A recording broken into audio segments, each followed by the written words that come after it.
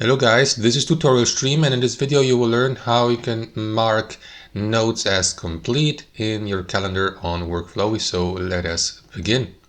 Head over to your overview or your calendar here on the left hand side, navigate to the given day in the calendar or to the given note here on the left hand side. I will go with this test note here.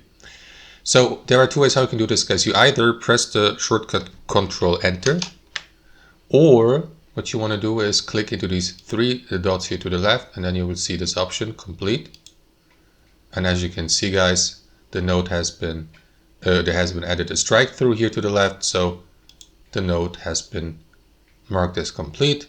You may also access all show completed by enabling this check mark in the top right corner, show completed, and then you will see that these completed are listed here on the left hand side. That's how it works, guys. Thanks for watching. Hope you enjoyed it, and until next time.